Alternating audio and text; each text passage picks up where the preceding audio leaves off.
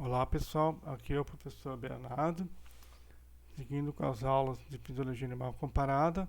Hoje vamos falar de uma série de estruturas e movimentos relacionados com a locomoção dos animais.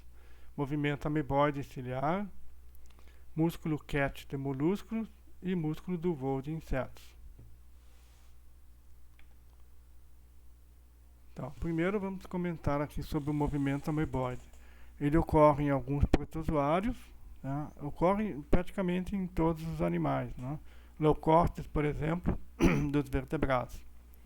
Então, como é que acontece isso aqui?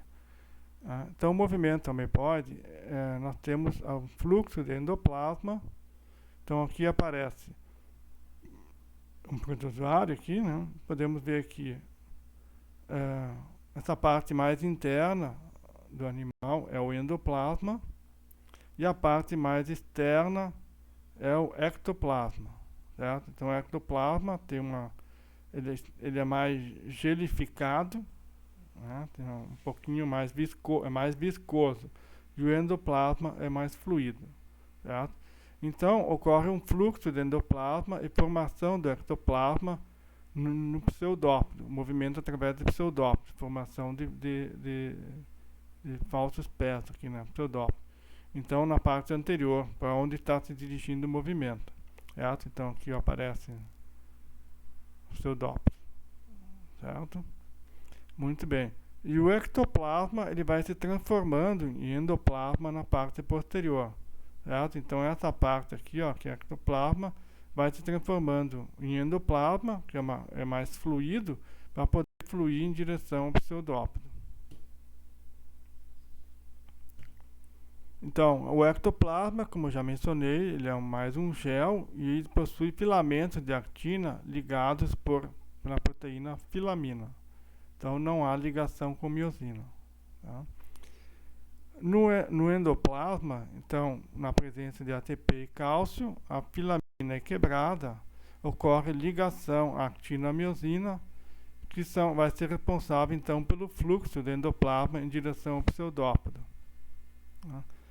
E o protozoário, o leucócito, seja lá o que for, está executando o movimento ameboide, vai possuir uma proteína chamada fibrinectina, que vai prender o pseudópodo no substrato. Tá? Tem que ter uma maneira de puxar. Né?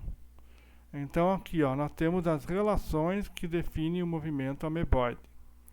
Então aqui nós temos, digamos, várias fases, certo? Então, as três relações: adesão, contração e protrusão, certo? Então aqui nós temos leucócitos, outras células ameboides. Tá? Então aqui, para esse caso, nós temos mais ou menos as relações dos três. Tá? Células dendríticas, neutrófilos, espermatozoides de nematóides, etc, etc. Tá? Então aqui nós temos a protrusão, é mais importante do que a contração e do que a adesão. Tá? Mas está mostrando aqui, ó. Aqui tem bastante adesão, bastante protrusão aqui e contração. E aqui menos. Aqui a protrusão não é tão importante, mas mais a contração e a adesão, tá? Para formar o pseudópodo. Tá? Então aqui tem várias estruturas, né, que tem então utilizam essas estratégias aqui. Certo? Fundo é um peixe, zebrafish, que é outro peixe, fundo, células tumorais ameboides, etc, etc. Né? Então aqui, ó, relação mais protrusão, contração, né? Ou seja, dependendo da estrutura ou do animal, vai utilizar mais uma força, digamos assim, ou um processo do que o outro. Tá? Mas são os três estão sempre participando. A adesão, seja o substrato, seja ele qual for, contração para promover o fluxo do endoplasma e a protrusão, que é para a formação do pseudópodo. Certo? Então aqui nós temos, ó, protrusão, certo? Direção do movimento, adesão, certo? Ó, vai fazendo a protrusão, formação do pseudópodo e vai aderir aqui, para ter, digamos assim, firmeza aqui no substrato. Aí vai soltar na parte mais posterior, certo? Contração para mover então o corpo celular na direção pretendida. Cílios e flagelos. Então, nos cílios e flagelos, eles ocorrem em protozoários, tentáculos de invertebrados, espermatozoides de vertebrados. Então, aqui, como é que é a estrutura de um cílio ou de um flagelo? A estrutura é a mesma, certo? O que vai mudar é só o formato da inclinação do flagelo em relação ao cílio. Então, ambos têm um par de túbulos centrais, rodeados por 9 pares. Cada par periférico é composto de um tubo A completo e um tubo B incompleto. Vamos ver depois. Todos os pares estão ligados entre si e com o par central por raios radiais. E os túbulos A possuem braços de dineína. Então aqui, ó, são os dímeros de tubulina aqui, né, para formar então os túbulos. Tá? Vamos dar uma olhada aqui.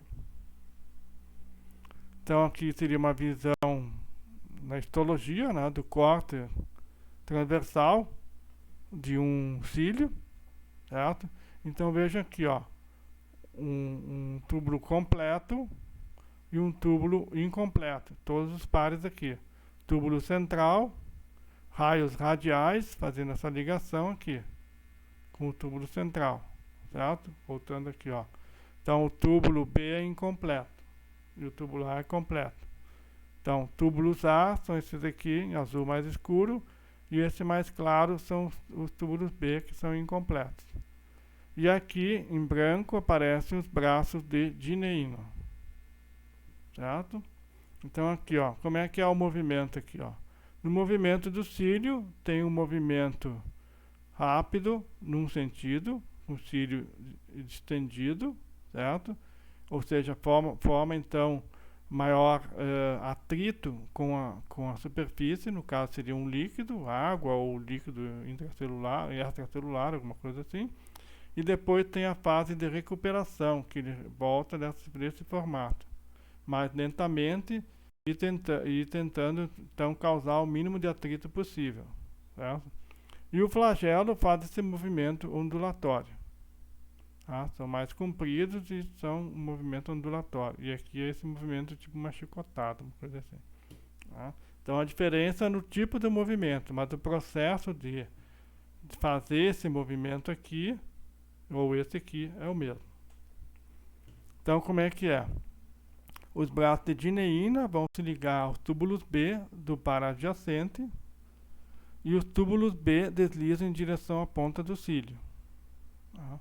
Só que isso vai encontrar a oposição dos raios radiais e vai limitar o deslizamento, provocando então a dobra do cílio. Tá? Então, o deslizamento ativo dos túbulos produzirá um deslizamento passivo em sentido oposto nas seções inativas adjacentes. Então, é o que aparece aqui, ó. Tá? Então, aqui nós temos os braços de dineína, certo? Então, essa região aqui, ela, digamos, ela vai para cá, para fora. Então, essa região aqui, que não são os braços não sendo ativados, ela tende a inclinar para cá, deslizar para cá, no caso, certo? Então, isso promove a inclinação. Vamos ver se tem aqui, ó, certo? Então, aqui, ó, vai fazer com que vá nessa direção e aqui mais para cá. Então, isso provoca, então, a inclinação do cílio. Ou do flagelo também, tanto faz. Certo? Então o movimento é causado, ou essa dobra, causada pela ação dos braços de dineína sobre os túbulos.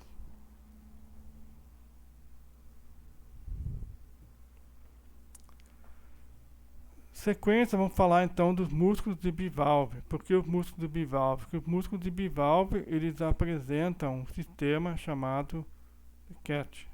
Tá? Então, eles têm músculos adutores que vão juntar as conchas, certo? Vão fechar as conchas. Fecham as conchas, depois permanecem fechadas por um longo tempo, firmemente, E nesse sistema de CAT há pouco gasto de energia, permitindo então que eles mantenham as válvulas fechadas, né, por um longo tempo sem gastar muita energia. Eles possuem então uma porção mais estriada, que é rápida ou fásica, e uma porção lisa, que é lenta ou tônica. Então aqui está mostrando a superfície interna da concha de um bivalve. Então aqui, ó, músculo retrator posterior do pé, o retrator anterior, anterior adutor, protrator anterior, certo? Adutor posterior. Certo? Então, nós vamos ver esses músculos aqui que vão fechar as válvulas. Então, o músculo CAT mais estudado é o do mexilhão, o Michels edulis, né, que tem no hemisfério norte. É o músculo retrator anterior do bicho. Possui apenas fibras musculares lisas. A contração é através do estímulo de fibras excitatórias, acetilcolina. Né? Então, a acetilcolina promove um aumento da permeabilidade ao cálcio, entrada de cálcio, ativação miosina, ligação actina-miosina. Tá? Como nós vimos para os vertebrados. Qual é a diferença aqui? A diferença é que, no caso desses músculos, existe uma proteína chamada activitina, que é uma proteína que está no filamento grosso, que é reguladora do estado de CAT. Tá? E o filamento grosso, além de ter miosina, ele tem uma proteína chamada paramiosina. Então, as miosinas envolvem essa paramiosina no filamento grosso. Então, com o cálcio ainda alto, né, no processo de contração, a activitina desfosforilada, uma fosfatase de cálcio dependente, e a miosina e a activitina alternam a contração, a ligação com a actina. Então, com isso há uma contração normal, contração e relaxamento. Tá? Agora, quando diminui o cálcio, a miosina solta a actina e a activitina liga-se firmemente à actina. Temos então o CAT.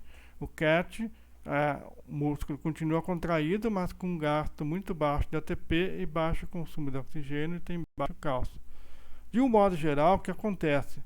O músculo contrai rapidamente através do processo aquele normal com a miosina e logo depois ele tende a entrar em CAT. Certo? A menos que haja um estímulo inibitório, provocando relaxamento. Tá? Nesse caso, precisa sim ter um estímulo inibitório, provocando relaxamento. Então, aqui, ó, músculo relaxado, tensão baixa, certo? Cálcio baixa, activitina fosforilada. Tá? Aí, nós temos então liberação da acetilcolina, contração muscular ativa, certo? Aumenta a tensão, o cálcio aumentou também, certo? E aí acontece o que? Logo depois dessa contração rápida e ativa, nós temos a contração do CAT, que a tensão diminui um pouco, mas permanece alta. Vejam, o cálcio diminui bastante, a activitina desfosforilada. Tá? Mas o músculo fica contraído por um longo tempo. Até quando? Até que haja liberação do neurotransmissor inibitório, que é a serotonina. Aí temos então a fosforilação da activitina e relaxamento do músculo. Aqui temos um outro desenho mostrando toda a estrutura, certo? Aqui a tensão muscular, concentração de cálcio, né? Ativação da fosfatase, níveis AMP cíclico e PK, fosfoquinase, fosforilação da activitina e aqui mostrando o que? Miosina, filamento grosso aqui, filamento fino actina e aqui a activitina. Certo? Então vamos lá. Primeiro, liberação da acetilcolina, certo? Contração, tá? Nós temos o processo aqui de contração, ligação da miosina com a actina, houve aumento do cálcio, certo? Fosforilação da activitina nesse caso, tá? Então, aí nós temos o que, ó? Não tem mais acetilcolina, tem uma salina, mas tem o cat. Diminui um pouquinho a tensão, mas não muito. Cálcio baixou, certo? A titina está fosforilada ainda. Então nós temos aqui, ó, aqui a ligação da titina. Aqui houve ligação da miosina, depois já a ligação da titina. A miosina já solta aqui, nesse momento aqui. Com liberação de serotonina, que está aqui como 5-HT, tem o que? Diminui a tensão do músculo, certo? Aumenta o MP cíclico, fosforilação da titina, solta aqui, ó. Solta da actina. O músculo relaxou. Tá? Aqui houve liberação de serotonina e acetilcolina. Aí o que aconteceu aqui? Contração rápida, certo? Aumenta cálcio, os níveis aqui continuam altos. Não há fosforilação da titina, porque houve liberação da serotonina. O músculo contraiu, temos só ligação da miosina e logo depois, então, relaxamento. Quando acaba o efeito da acetilcolina e da serotonina, relaxamento. Tá? Então, aqui houve uma contração seguida de relaxamento. Não houve CAT nesse caso, porque já houve liberação da serotonina. Certo? Então, essa é a diferença no caso. No CAT, para ter uma contração de longa duração, com pouco gasto de energia. Então, aqui o relaxamento, fibras inibitórias, 5-HT, que é a serotonina, certo? Aumenta a serotonina, aumenta o MP cíclico, fosforilação da titina, solta a actina, relaxamento. E aí, como mostrei antes, liberação conjunta acetilcolina mais serotonina, ativa a miosina, sem desfosforilação da titina, contrai e logo relaxa. Certo? Então, existe também a possibilidade de contrair e relaxar rapidamente. Aqui, com relação aos artrópodes, apenas um pequeno comentário é que o músculo ele pode ser inervado por 2 ou mais motoneurônios. Um rápido, promovendo contração total, e outro lento e com facilitação para promover contração mais gradual. Então, isso permite uma gradação da contração da fibra, pois geralmente o potencial de ação não se espalha pela fibra e pode haver também inervação inibitória. Certo? Nos vertebrados, qual é a diferença? Tem um motoneurônio por fibra e o grau de contração do músculo é determinado o quê? Pelo número de fibras que estão sendo ativadas ao mesmo tempo. E aqui nos artrópodos, como pode ter mais de um motoneurônio, então pode-se variar a força de contração da fibra dependendo do número de motoneurônios ativados e como ele é ativado. Músculo do voo de insetos. Então, aqui no músculo do voo de insetos, nós temos o que? A miosina, filamento grosso, filamento fino com actina, troponina, T, I e C e tropamiosina. Tá? E a ação do cálcio a liberar o sítio de ligação, como nós vimos nos vertebrados. Então, essa parte do processo é igual. Certo? É o mesmo tipo de processo de contração. Bem, mas o que tem de interessante, então, de diferente no músculo do voo? Músculos do voo dos insetos existem de 2 tipos. Um deles é o tipo sincrônico. O tipo sincrônico recebe esse nome porque para cada potencial de ação do neurônio motor, temos uma contração da musculatura. Então, nesse caso, os músculos internos levantam e os externos baixam as asas. Então, os músculos estão ligados diretamente nas asas. Retículo sarcoplasmático grande e muitas mitocôndrias. ATP para cálcio ATPase e o ciclo rápido de cálcio. Isso ocorre, então, em gafanhotos, autópodes, né, odonatos, libélulas e lepidópteros, borboletas. O outro tipo de músculo é músculo assincrônico ou indireto. Então, um potencial de ação pode dar origem ou dá origem a várias contrações. Certo? Então, tem mais contrações do que potenciais de ação, por isso recebe o nome assincrônico. E indireto porque o músculo está ligado ao exoesqueleto torácico e não às asas. Então, os músculos verticais puxam o tórax para baixo e levantam as asas.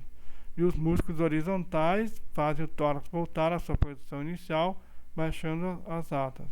Níveis de cálcio sempre elevados durante as contrações e deve haver estiramento para haver contração. Então, basicamente, o que? O músculo vertical puxa o tórax, levanta as asas. Isso está esticando os músculos horizontais, que contraem em resposta. E aí eles vão esticar os verticais, que vão contrair em resposta. E assim por diante, durante um certo tempo.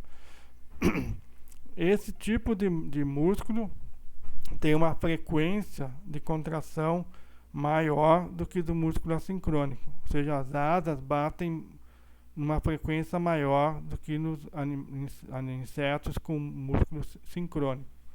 Então, dípteros, músculos mosquitos, himenópteros, vespas de abelha, coleópteros, besouros e hemípteros, perceveja. Aqui no desenho nós temos músculos sincrônicos, certo? Mostrando aqui, ó, os músculos internos, eles levantam as asas, certo? E os músculos externos baixam as asas. E no assincrônico, vejam aqui a posição músculo vertical e músculo horizontal. Aqui está um corte dos horizontais, certo? Os músculos verticais puxam o tórax para baixo e levantam as asas. E quando os horizontais contraem, então, o tórax levanta e as asas baixam. E aqui mostrando, então, ó, durante um determinado tempo, assim, 100 milissegundos, certo? Potenciais de ação e contração muscular. Então vejam que para cada potencial de ação temos uma contração no músculo sincrônico. E no assincrônico, vejam, potencial de ação, para cada potencial de ação existem várias contrações. E novo potencial, novas contrações, várias contrações. Então é assincrônico. Certo? Então vimos os diferentes tipos de processos que levam à locomoção do animal, ou pelo menos movimento de uma parte do corpo dele.